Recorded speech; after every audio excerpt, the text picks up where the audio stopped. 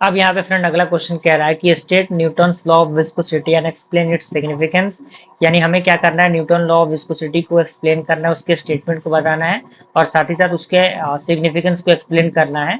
And दूसरा point कह रहा है कि describe how viscosity is related to shear stress and shear rate in Newtonian fluid. यानी किस तरीके से जो विस्कोसिटी है वो रिलेट करता है शियर स्ट्रेस से, और शियर रेट जो होता है न्यूटोनियन फ्लूइड के अंदर क्या होते हैं।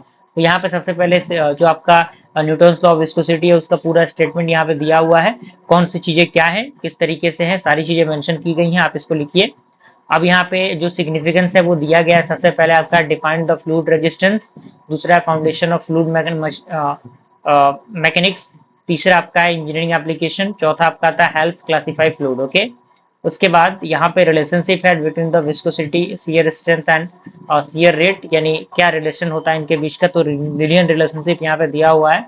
Torque is proportional to d u upon d t, और यहाँ पे torque is equal to mu d u upon d y आएगा।